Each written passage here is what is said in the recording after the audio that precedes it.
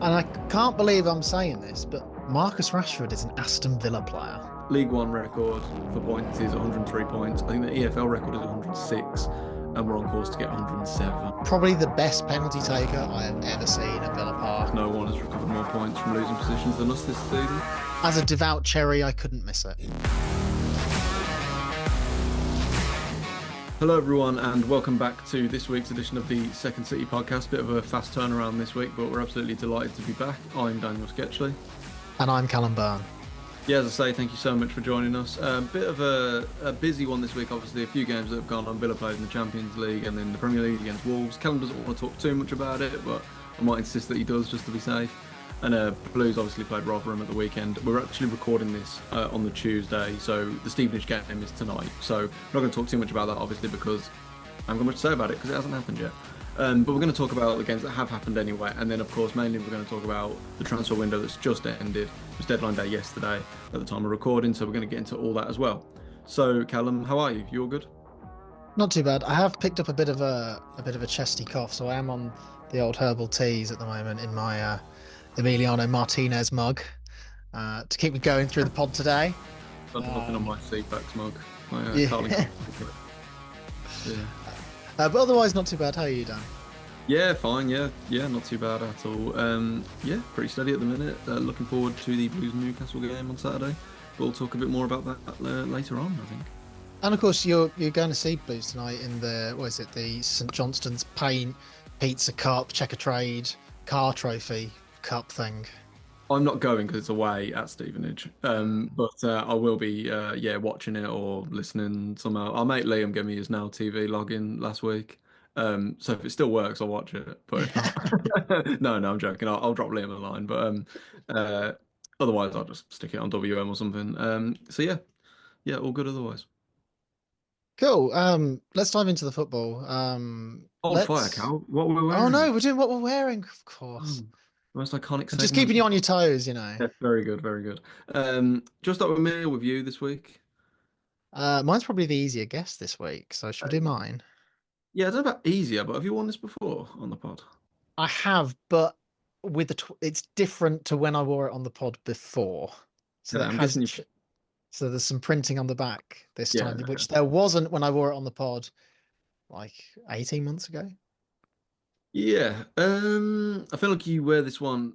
It must be one. I think it's one of your more favorite ones. I could be wrong. I feel like I see you in this quite a bit. I could be wrong. I don't know. I recognize No. it straight away. I haven't. Okay, fair enough. I bought this on Vinted or eBay maybe in like October 2023.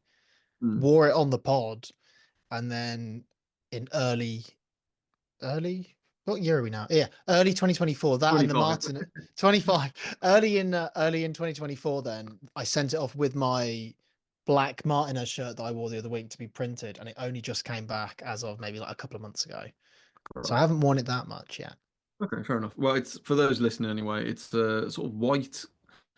I'm assuming an away shirt might be a goalkeeper shirt. I think the kit maker is Kappa. I could be. No, who's Yeah, that? yeah, that is Kappa. The sponsor's Kazoo. It's kind of the badge is like in the sort of white and black colours to kind of match the rest of the kit, and it's got this pattern across it, which I remember at the time. Yeah, It's it's all like the a boroughs of the West Midlands, I believe. yeah. Yes. So it's like a sort of like a camo pattern almost. Um, I'm gonna guess. It's got a really weird collar as well. Yeah, the colours for Australia. It's like a sort of fluorescent green but with a bit of black on it. Very odd. So it is blue, not black. It's like a navy Oh, blue sorry. across Okay. all of it. But yeah, it's like a lime green. Fair enough. I'm going to say it's 21-22. It's definitely this decade. I say 21-22 away, but it might be a keeper shirt. Do And you the want to player see on the the printing back, on the back? Or do yeah, you want go to on. guess the player on the back? I I'm don't going think to you'll get it. 21-22. I mean, that's going to be my guess. It could be. You loved him so much as manager. It's Gerard 7 is the name that's on the back, or Gerard You're 4. you're a year out. Okay. El Ghazi 21.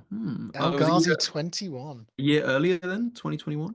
Yes, so the lockdown year, and it's the third kit from that year, where El Ghazi was unreal. He was one of those players that really benefited from playing in a no fan stadium, just because he was one of those players that just seemed to be a scapegoat for whatever reason. Um, probably the best penalty taker I have ever seen at Villa Park. And boy, could we do with him now just to take penalties. As much as I love Ollie Watkins, he's not a penalty taker. Um, is it in American football or is it rugby where you get a penalty and you can literally bring a player on to take it and they take him back off again? That El must Ghazi would be be perfect for that. that must be the NFL. Although it's the Super Bowl this weekend, and I know Is it? about as little about the NFL as I did this time last year as well. But yeah, that sounds like the kind of thing they do. But yeah, I can imagine that perfectly. Yeah. So in terms of the season, I remember the season quite well because we were really good. But then you look at the table, and we didn't finish maybe as high as we should have done. We were very, very good in the first half of the season or the first portion of the season. Um, I think we won our opening four games in the league, although we didn't play in game week one. So we were a game behind everyone because we should have played Manchester City on the opening day of the season. But because of the Euros being knocked back, and if one of your players made the Euros final, you missed the first game week. So us, City, Arsenal, etc., all missed game week one. Um, so we won the opening four. We beat Liverpool 7-2 at home. Um, and I believe at Christmas we were in the top four. Obviously, Dean Smith was the manager at the time. We had some great away wins at Arsenal springs to mind where we rocked up and won 3-0. And Ollie Watkins scored a brace. Um, But then in the January, we had a COVID outbreak in the squad. Then some niggly injuries. Ross Barkley, who'd been really good and really pivotal in the first portion of the season, got injured. Jack Grealish got injured for about 3 months as well. And the season kind of derailed for that portion of 3 months or so that he was out injured, and it only really picked up again when he came back. And by which point the damage was kind of done. I think we only won two games when Grealish was injured, away at Leeds and at home to Fulham. There might be another one in there, but um, I don't think there was. We obviously had to effectively throw our FA Cup tie against Liverpool because we couldn't play any senior players. So the under 21s played, and Louis Barry, who's still at the club and just gone out on loan, and obviously was doing bits in League One this year, scored and gave them a very good game, but they did lose quite comfortably in the end. Um, so I think we finished 12th. A what could have been season, and maybe had we not kind of stumbled and fallen away, the potential maybe with Arsenal struggling, Spurs really struggled that year. The potential to maybe make um, a Europa League spot was probably there, and maybe that could have changed the outcome of what was going to happen in that summer onwards. So, yeah, is what it is. But we moved. In fact, I've just realised we did miss game week one, but it couldn't have been the I was Euros going to say because the the Euros. Euros was the following I summer, was wasn't I it? was like, in case I'd missed one, but yeah, the Euros would have been the following summer. Yeah, So was there it was maybe a maybe certain Champions League. It was the Champions Yeah, League. yeah. It was the It was Champions the League, and like Man City made the latter stage of the Champions League and the restart, that's right. Yeah. and that was it. They Sorry, did that mini like it was like a they did the like a Champions League tournament, didn't or they, something. They did like in Lisbon? like a Euros format. So that's what you're thinking of. Um, Yeah. yeah, no, that's exactly. I did think I was like, oh, am I confused Yeah, here? I was just saying it, and I was like, hang on a minute, because we saw Grealish in the summer of the Euros. That's what I Yes, think. the Champions League. That's why we missed game week one. That makes sense. That makes sense. Cool. So 2021 third is that one. Cool. What do you think I am wearing? I'll move back a bit. Have you won this one before? No, I don't think so. I've worn the away one from this season though, and I've worn Okay. ones by the same kit maker. Yeah, I was going to say so it's a blue home shirt made by Pony, white collar, no button, kind of some black paneling under the arm. The badge is weird. You talk about maybe us having a lot of badges and how maybe iconic the current Blues badge is just The in the Globe shape and of Ball it. one. Yeah. Yeah, you've had some wacky badges Yeah. like in This is the a 80s and particularly wacky one. 90s. Yeah. Yeah. So the badge is it's like the typography of BFC kind of all overlaid, but then there's, I don't know, like the flag of Honduras behind it or something crazy.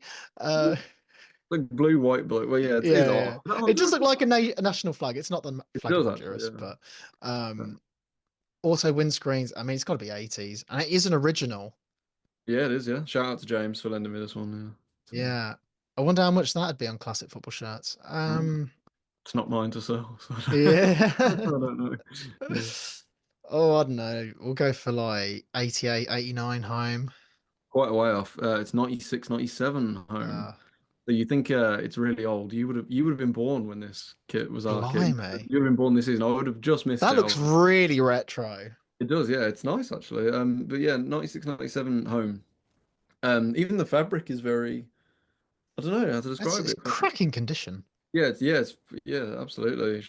Good job to James keeping it in the nick it's in. The texture almost feels more like like a modern rugby shirt, or maybe not modern, but like I don't know. It feels more like one of them. It's a bit thicker. Feels very of its time. Um, yeah. So 96, 97 home. This was our first year under Trevor Francis's tenure as manager, I should say.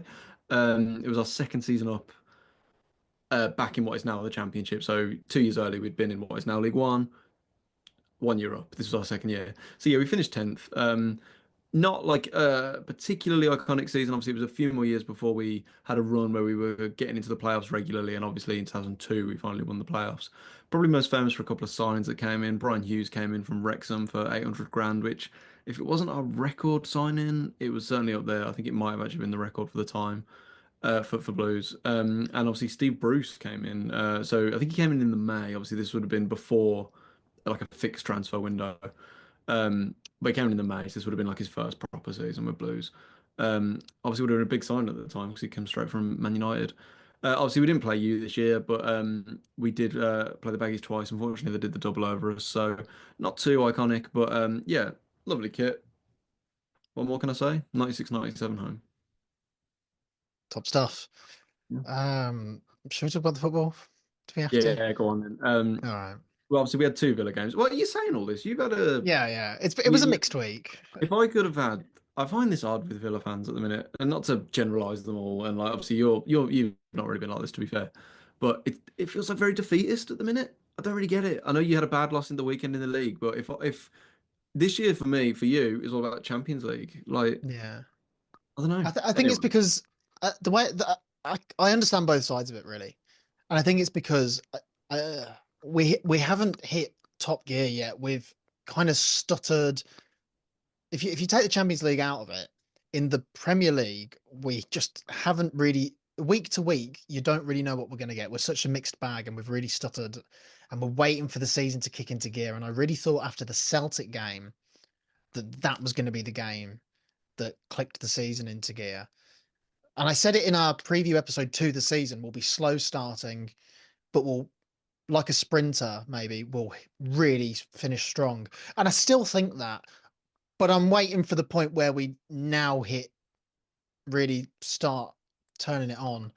Um, but I kind of get where you're coming from because we're still having a really good season. And for the fact that we have maybe stuttered in the league, we're only about. I haven't checked the league after the Chelsea game last night, but we were only about 4 points off the top four. yeah, Really, the top five is going to be Champions League for the next year. So we're only, if you want to be in the same competition, that you're looking at catching a Bournemouth or a Forest, maybe Chelsea. Um, but yeah, I mean, it was honestly it was the most Aston Villa week I think we've ever had in footballing terms. The Wednesday night when we last did the pod was unreal, an amazing night, one of my favourite nights I've ever had at Villa Park. It was incredible. Um, it was a game that kind of had everything, and it was probably the most Aston Villa way we could have qualified for the round of 16 possible in terms of we went 2-0 up in 5 minutes. I've never known anything like it. 2 goals in the first 5 minutes. It was nuts. Um, and then we let Adam Eder score a brace before half time, and he's rubbish.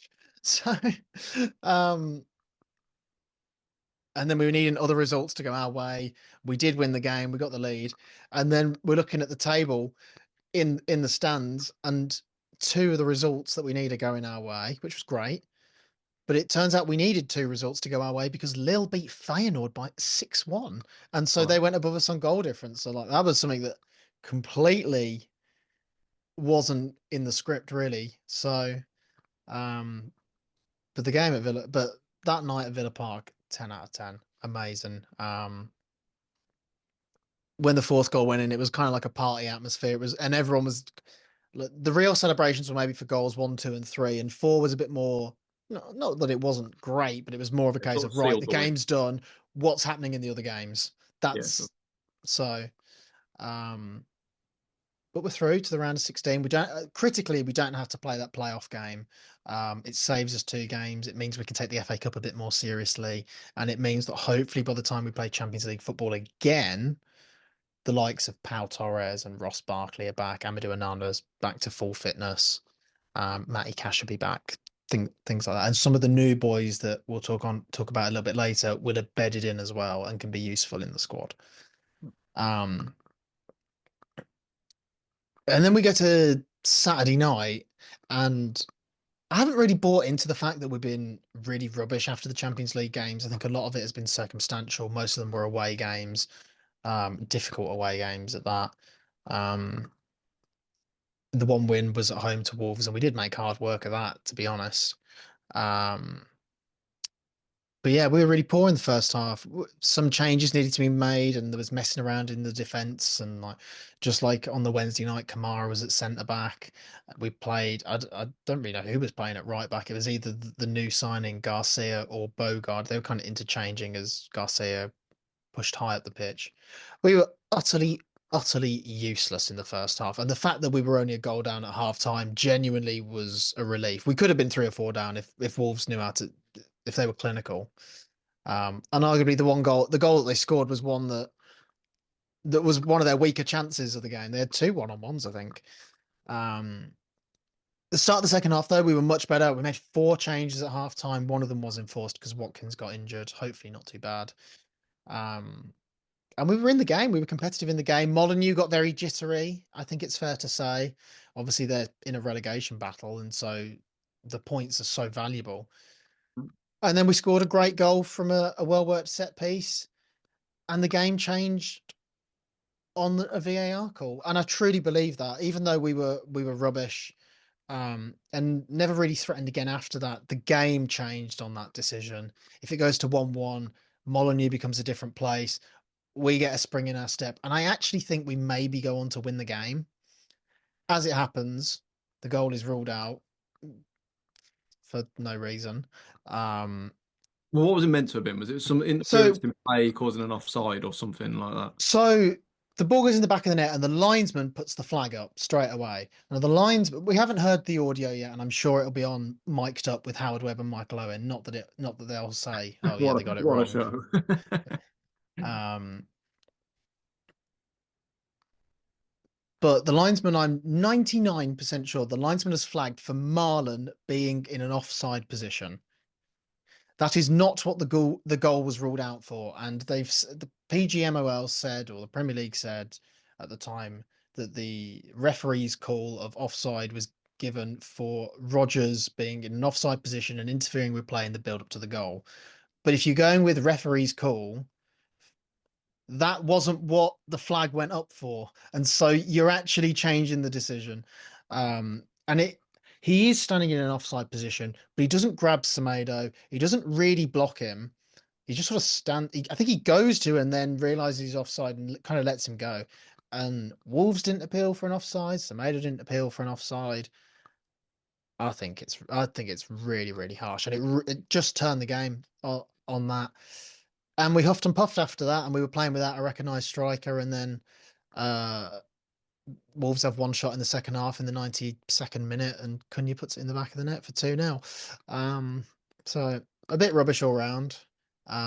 We were a bit light. We're very light defensively, especially at centre back at the moment with Tyrone Mings getting injured and Pau Torres already being out and Diego Carlos being sold.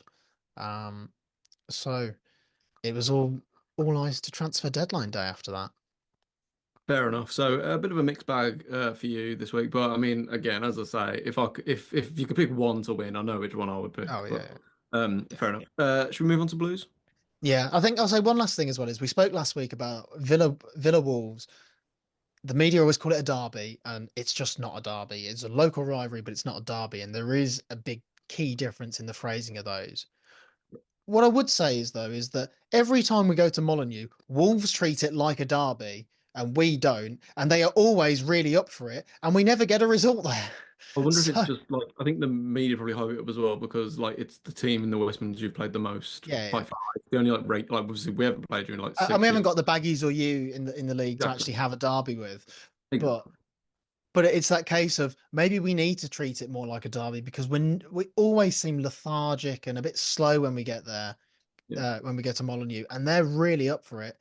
And if you take the lockdown season out of there, we haven't won since McLeish was the manager at Molineux. Blimey, wow. Robbie Keane scored for Yeah, him. yeah, the Robbie Keane brace. Yeah, blimey. Cool. Let's move on to the Blues then.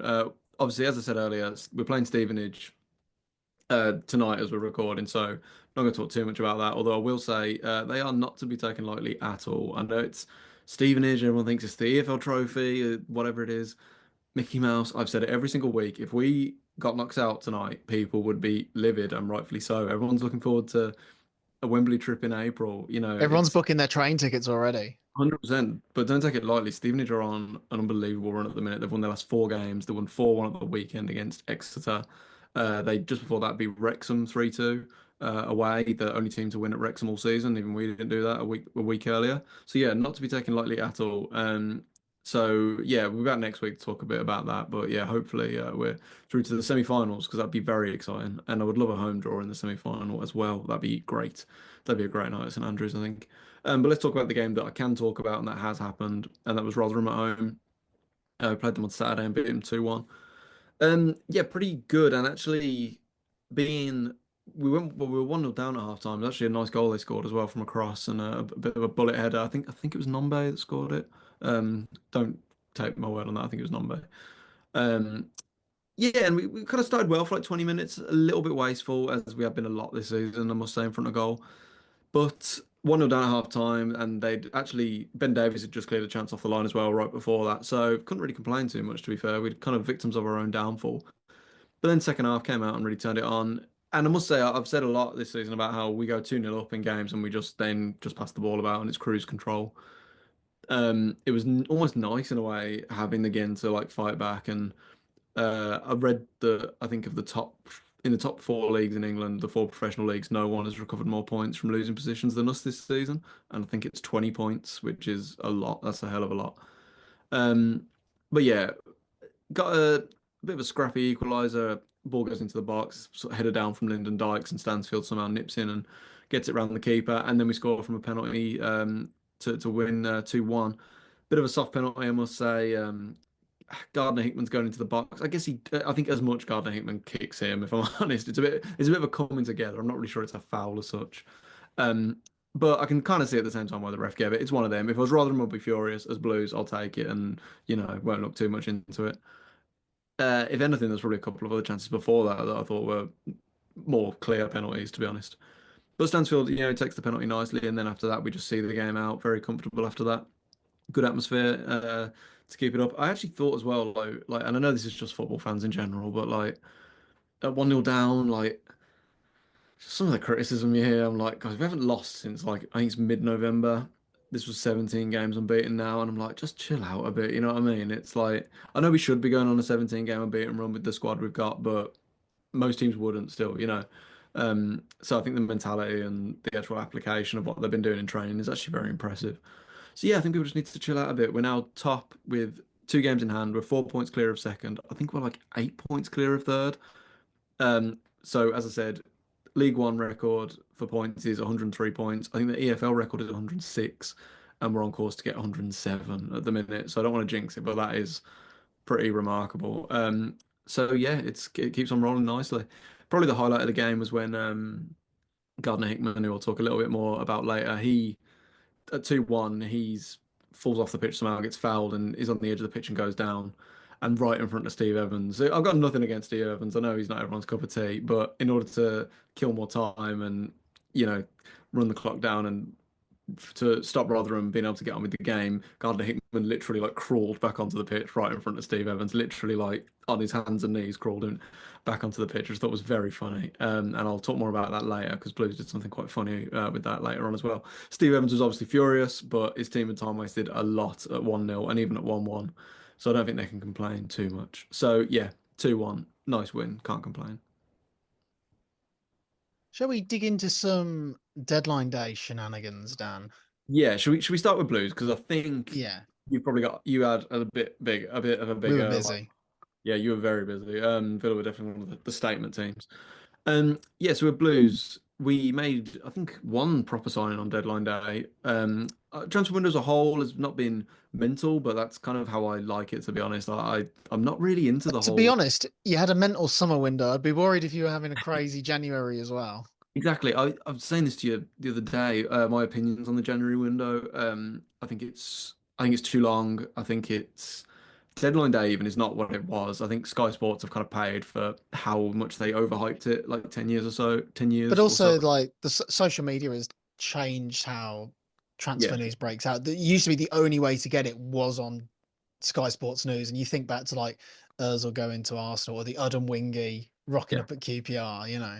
I mean, I think you think in January, you think back to like, do you remember was it 2011 when like Andy Carroll and Suarez and Torres Yes. moved, and that was crazy. That doesn't really happen in January anymore, and it hasn't for a few years. If anything, you had the maddest transfer window of anyone. So am firmly of the opinion that it should be the first 2 weeks of January, and that is that. And let's get on with the football. I think it just overshadows things a bit too much. But yeah, so earlier in the window, who did we sign? We signed the big gun of Grant Hanley on a 6 month contract until the end of the season. And that takes me into the player we signed yesterday. So I'm just gonna get his name up. I'm not very good with pronunciations anyway. So it's Lee Myung-jae or Myung-jae Lee. One of them. I apologize to any of our South Korean viewers if I absolutely butchered that. Um, but yeah, so he's a South Korean left back. We got him on just again till the end of the season, a bit like Grant Hanley. He's left back, 31, and he's pretty much played the entirety of his career in the K League. So interesting though, because he's actually got into the South Korean national team just last year, and along with Paek Sung-ho, he has a pre-existing relationship with Paek Sung-ho, so that's interesting. I think it's interesting as well that it's only for a few months. I mean, as I say, he's 31, but obviously Alex Cochrane has been so good at left back this year, and Lee Buchanan last season was pretty good for us and looked good this year when he came in, but obviously he's so injury prone and has picked up another nasty injury and is almost certainly going to be out for the rest of the season, if not quite a bit longer, unfortunately. So I think he's just cover for that, to be honest. We've also got other players that are normally right backs that could play at left back, like Samstead or Ethan Laird. But it looks like maybe Chris Davies just wanted to get a more solid, regular, stable left back in. Obviously, if he really impresses, be interesting to see if they maybe do try and tie him down for next season. But I think it's just a cover thing, to be honest. I think Cochrane is clearly the number one in that position, and Buchanan would be challenging him for that otherwise. So yeah, be interesting to see how he gets on. A bit of a functional signing, I think, rather than like a statement signing or anything. As I mentioned last week as well, Kieran Dowell obviously has came in on loan from Rangers. He made his debut sort of playing wide right in the three behind the striker. It looked like to me at the weekend. Thought he played pretty well actually. I didn't think he was anything like amazing. I know some people were gushing over his performance, but I thought he did a good job. He was functional and yeah, it was solid. I wouldn't say it was anything like spectacular or anything, but a pretty stable debut. Yeah, he's been at Rangers for like a couple of years, won a few trophies there. 27 years old. Again, I think he's probably a bit more of a cover sign in almost, a bit of an extra option. I think them three behind the striker is like a position. That's the one part of the pitch we haven't really nailed down this season. So he's just another option in there, I guess. I'm not sure if he's the theme here being. I feel like a lot of these signings are, to get us through this season, and in the summer they'll probably reevaluate. But that's the one exception to that rule though is Phil Neumann, who we've signed from Hannover 96, who play in Bundesliga 2. He's a centre back, and we've signed him on a Bosman, I believe it is the term. So we've announced it now, but he's not actually going to be coming in until the summer. So that's very much a looking ahead to next season. So otherwise, I feel like it's very functional signing. It's probably more backups more than anything to get us through to the summer. But then Neumann's kind of the big signing that we had. In terms of outgoings, Alfie Chang has joined Warsaw on loan. Warsaw are having a great season actually, so it might be a good place for him to go. And then the other one, which was announced actually just today, was that Ayumu Yokoyama has gone to Young Genk in Belgium. That's not to be confused with Genk, who are like one of the top teams in Belgium. Not to be confused. And I wonder if that's why getting Dowell in as well. He's maybe a bit more of a trusted head, a bit older, a bit more mature in them sort of games. Yokoyama is a complete live wire, a complete unknown. Maybe be interesting to see him go out and get some experience and bring him back next year maybe and see what he's capable of because Davies clearly doesn't trust him that much in the big games. The only thing I thought was a bit odd though was I think it would have been interesting to have loaned him to another English club, honestly. Maybe he had no takers, but I think that would have helped him with the language and the style of play and so on. But I guess if there were no takers, then what can they do? So yeah, that was our transfer window. Over to you though, because you've had an absolutely mental one. it is almost like something out of a FIFA career mode or an FM Really, save. yeah. Um, A corrupted yeah. football manager saves. Yeah. And I can't believe I'm saying this, but Marcus Rashford is an Aston Villa player. Yeah, mental. Absolutely It- mental. It's so mental that the other one kind of went under the radar a little bit. It's yeah, beyond. and the other one's just as mental as well. Yeah, yeah, absolutely. Yeah, absolutely. So, um, because of the interview that we did with Lee Clark, and if you haven't seen it, go and check it out. Yeah. The week that week we didn't record an episode, and if we did, and we don't really talk about transfer news or speculation. Um, but at the start of the window, Marcus Rashford was actually a player that I thought that we would probably see some links between Villa and him with, especially if one of the strikers, namely John Duran, would move on. And because he's a versatile player, he'd fit that sort of shadow striker role that we've really kind of struggled to fill since Musa Diaby left. Um, but obviously John Duran leaving, which was also really annoying because we recorded an episode last Wednesday before the Celtic game, and I rocked up to Villa Park that night, and John Duran was basically leaving, even though he was on the bench, and Arsenal had been bidding for Ollie Watkins, so it was kind of crazy transfer stuff all over. John Duran, and I spoke about this a few weeks ago, how, and I probably even said it when he signed the new contract. He was someone that I always felt was going to go maybe in the summer. Even when he signed the contract extension, I just could not see him here long term. Um, and I wish him all the best. He's going to earn a load of money out there. He's going to set himself and his family up for life, and I have the utmost respect for that. And he's given us some amazing memories in his very short time as an Aston Villa player. And so, you know, if it's probably the most John Duran thing he could have done. He came, he conquered, and he left. You know, um, so he's gone. We've made a really nice profit on him as well because we signed him for about 15 million quid. He's left with add-ons for about 70. So PSR wise, come the summer, that's gonna stop maybe a big sale that was probably going to be needed again because I think that's just going to be the case and something we're going to hear every year until these rules get tweaked that your non-typical Sky Six, Big Six clubs are going to have to be selling and swapping players weirdly to keep the financials tight. But yeah, in terms of then this transfer window, we'd already signed Alex Garcia and made his debut at Wolves, although he got hooked at half time. Um, and yeah, we announced the signing of Marcus Rashford, and I genuinely can't believe it. We got an option to buy for about 40 million quid. I hope that we don't make a Coutinho mistake with him, and I think it would be very easy to do so. Um, but having said that, it's obviously a different hierarchy at the club now to when that Coutinho deal was done. So I think they're a bit wiser. And I do think if there's a manager that's maybe going to get Marcus Rashford back on track, I think it is Unai Emery and his track record of putting players back on the straight and narrow, which he tried so hard to do with John Duran and did succeed for a time. The proof is all there. And I think if Marcus Rashford is really up for it, which I do think he is, and yeah, it's a really exciting prospect. Marco Asensio's also come in on loan, a player that we almost signed in the summer of 2023, I think it was. And he went back to PSG instead on a freebie. Um, so he's a player that Emery wanted at Villa for a while. He's finally got him. I'm excited to see how they fit in the system, and it's going to give us some kind of rotation in the side, especially in the attacking players. Like Morgan Rogers has played pretty much every minute this year, and sometimes he does look like he needs a rest, and we've got the options now to do that. Um, and ultimately, in the summer, just when losing Diaby, losing Douglas Luiz, we actually lost a lot of goals out the team. And we haven't really been able to replace them. And so hopefully this will just give us that bit of attacking impetus because ultimately we let a lot of goals in last year. And you'll remember me on the pod last year moaning the lack of clean sheets. That hasn't gone away this year. It's just that the goals have kind of dried up. And Yeah. so that's why we've been so up and down, is because the games last year we were outscoring teams and we're not anymore. So it could be a case of now these players come in and hopefully bring some goals with them, and we'll continue this kind of way of letting goals in, but we'll be scoring more. Um, and then last we were desperate for a centre back because of Tyrone Mings' injury, Pau Torres' injury, and Diego Carlos going to Fenerbahce. Um, we were light at the back, and we have somehow managed to get a deal over the line for Axel Disasi from Chelsea. Um, who's going to be a cult hero for the amount of times he rejected Tottenham over the last week or so, especially on deadline day. Chelsea were I've never seen anything like it. Chelsea desperate to give Spurs a player Yeah. and not to us, and he wouldn't have it. So makes sense. Champions League football, we're higher in the league than Spurs, who were kind of struggling.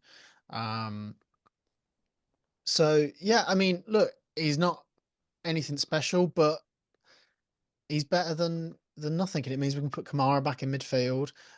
He's versatile, so he can play right back, which is a nice option to have, especially with the way that Unai Emery likes to have versatile players and move players around in the system.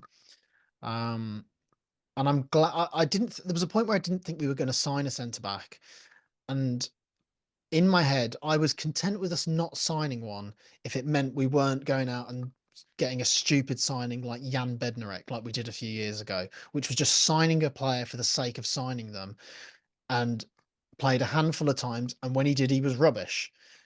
You might as well not sign them if it's going to make the team worse. So I think Disasi, he's got good experience, got European experience. He's played in the Premier League. He isn't anything special. He's not world class, but he's going to be a useful addition into the squad. And he's arguably the most important signing we've made this window.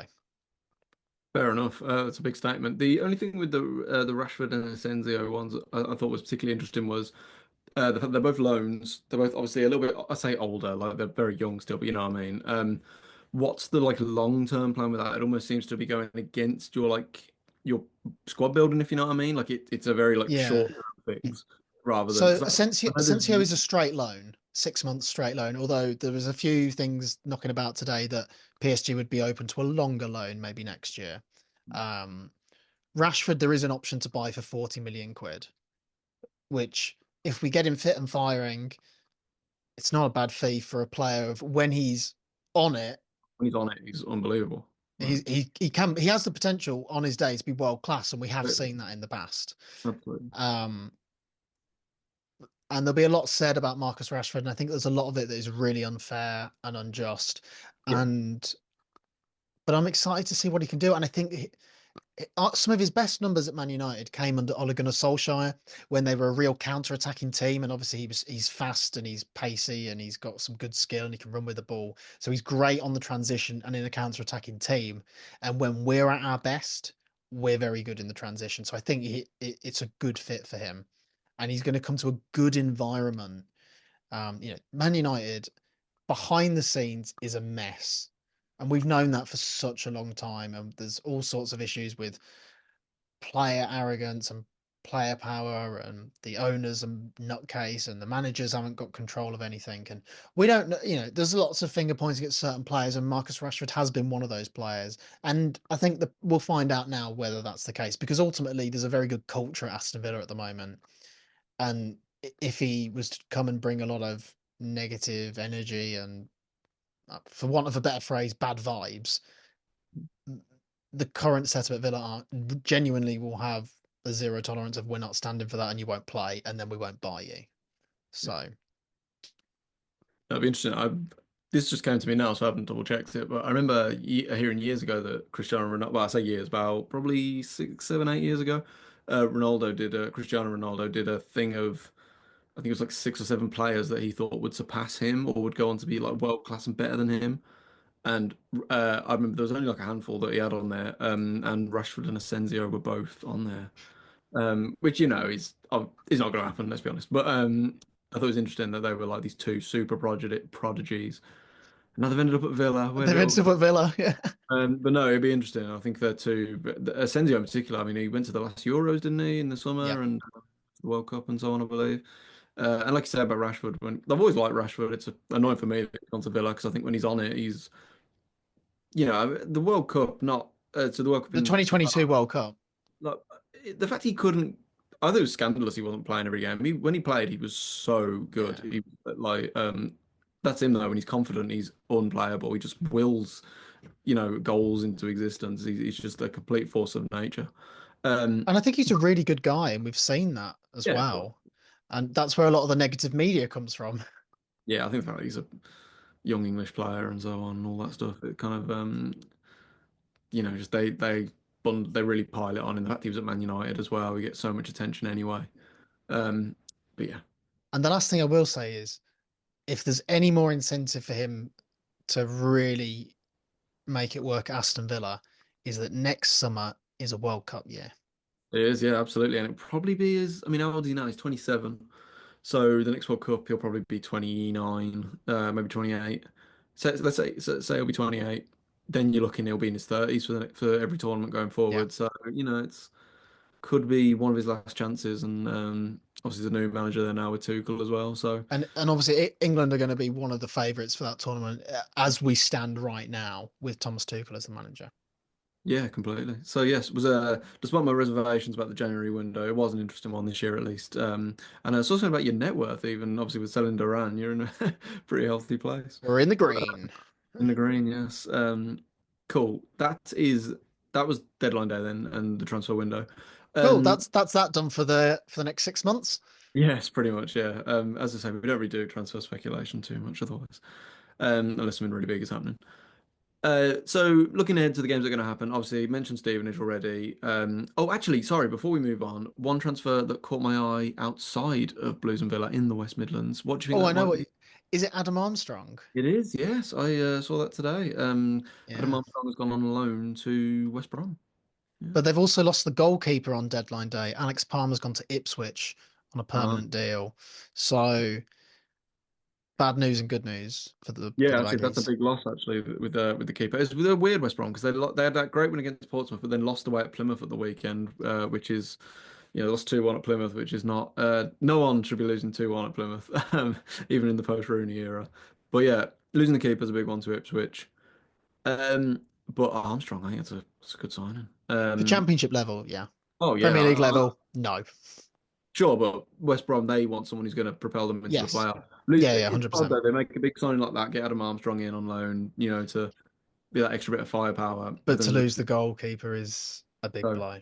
bit of a shame for them in that sense. But I think Armstrong under Mowbray, I think will be. I gush about Mowbray a lot on this podcast, but yeah, I thought that was a really interesting one. With Wolves as well, obviously, they signed a few players, but I thought the big one was that they didn't sell Cunha to you in the end. Yeah. Didn't Or happen. to Arsenal or Oh, were who Arsenal are in? also. But Arsenal were in for everyone. I mean, I can't wait to see their team at the weekend when they've got Watkins, Isak, and Cunha up front. Yeah, that's true. That's some team. Yeah, maybe that Yeah. total charge is on. But yeah, I thought that was interesting more than anything who Wolves held on to rather than who they sold. But yes, back to West Brom. Armstrong, really interesting. Wouldn't be surprised if he bags quite a few goals between now and the end of the season. A born goal scorer. I think he'll be a good fit for them. And I still think they'll get in the playoffs. I really do. Cool. Let's move ahead then finally to the weekend. So Blues have got Newcastle in the cup. Big game. Really looking forward to it. For anyone who can't go, it's live on BBC One as well. 5:45 kickoff. I'm not going to talk about it too much though, because we've already talked about it. So on our channel, on our YouTube, and our audio platforms, I interviewed Lee Clark a couple of weeks ago. So I interviewed him, and then Callum produced it and edited it, helped edit it, and so on. Lovely guy, really great interview. Obviously, used to manage Blues and then played for Newcastle. When he's a Newcastle fan, he's been invited to the fixture at the weekend, and we talk all about the fixture, the upcoming Blues Newcastle game. We talk all about the threats that Newcastle pose, what chance Blues have, and so on. So instead of me talking about it now, go listen to that. You'll find it. It was not the last episode, the one before. So If yeah, you're watching on YouTube, it'll be in one of the cards in the top right-hand corner. So yeah, out of the 5 cards, the Lee Clark interview will be one of them. yeah. So check it out. It's a great interview. So yeah, so that's us this weekend, and can't wait to talk about it next week because it's gonna be a big game. Should be a great atmosphere. You're in action in the cup as well this weekend. I got a big FA Cup weekend, Dan. Yeah. I'm doing a double Oh yeah, header of this course. weekend. Yeah. Yeah. Sorry. Yeah. So I'm doing a double header Saturday and Sunday. So Villa on Sunday, but on Saturday I'm going to Goodison Park. Never been. Wanted to go before they knock it down, and I'm Yeah. going to be in the away end at Goodison Park for Everton versus Bournemouth. So that's going to be fun. Nice. Um, going up to Liverpool for the day with a Yeah, friend of the podcast, William. yeah, 'cause you did invite me, obviously, because it's the same day as the Blues game. So I would have been up for it for the day trip and so on. But I have been to Goodison already, though. So at least I can tick it off the list, at least. As a devout cherry, I couldn't miss it. Yes, sure. Yeah, sure. Should be a good game, actually. Both playing really well at the minute. They're both playing well at the minute. Yeah. Yeah, and Everton are banging form under Moisey, so that should be good. And then on Sunday, 35 minutes past 5 on Sunday evening, Ridiculous. Yeah. it's Aston Villa versus Spurs, which I believe sold out today, at 25 quid a pop. So yeah, I can't wait. I think it's going to be good. Spurs are obviously in League Cup action on The Thursday. Tuesday. No. Oh, maybe the Thursday. Sorry. Yeah, Thursday. They're the Yeah. second game because they were the Yeah, first Thursday. game the last time. That's correct. Yeah. Um, obviously got a lot of injuries. We've got 8 days between Wolves and the Spurs game, at home. Well, I would imagine we will see. I wouldn't be. Unai Emery doesn't tend to throw players in, but I would imagine that we will see Rashford and Asensio play, maybe even Daniel Marlon. Axel Disasi is cup tied and so cannot play. Um, we'll probably play Robin Olsen and rest Emi Martinez. I think we'll use it as a case to maybe rest a few players that have played a lot recently, especially with the injuries stacking up. Like Boubacar Kamara, do not play him. Yeah. Like, he is too important to risk getting injured in the fifth round of the FA Cup with Yeah. some of the big games that we're going to have coming up. So, yeah, I hope we win it. We haven't been past the fourth round since we got to the final. So we got to the fourth round replay last year. Can we go one better? Oh. Yeah, on a side note, the 5:30 kickoff on a Sunday night. No, Uh, no, no, no. 35 minutes past 5. sorry, So, a message to the FA, knock that shit off. yeah, Like, what is that? like, Like, behave yourselves. Come on. I have never even been a massive fan of games being moved to the Sunday anyway. Because like obviously it's nice for as a fan, as a neutral, other games, but like for Blues, say if I've got a weekend off, I like the game to be on the Saturday or the Friday night because then it's kind of the start of my weekend and I've got the whole weekend left. I don't know. I don't know. I've never been a fan of well, I Blues. don't mind the half 4 I don't mind like kickoff, the but yeah or the 2 o'clock Sunday kickoff I really don't like. But the half 4 I don't mind. But just gone half 5, like, it's just yeah, little things like I know it doesn't really affect us as much, like, but it's also like for families and stuff who got to get to work the next day and get the kids to school and then getting out of town and all that, and also the Spurs fans that got to travel and then I yeah, don't know. I'm not a huge fan, but anyway, I hope they're bass here. yeah. Of course you do. Not gonna Um, happen. You're gonna probably the other way around. Let's be honest. But I don't know. Well, I suppose we're like good then rubbish, good then rubbish. So we're due a good game. So very true. Very true. yeah, Marcus Cool. Rashford hat trick. You heard it here first. Oh, gosh, the media will be all over that. Cool. That just about wraps us up for this week, then, I think, Cal. We've got something pretty cool coming next week as well, hopefully. We're hoping to get it planned. So that should be nice. Uh, and we'll hopefully be up early next week. So we'll talk about our midweek game next week then and so on. But yes, cool. Take care, Cal. Keep right on and shit on the Villa. See you next week, Dan. Up the Villa and bring on the FA Cup.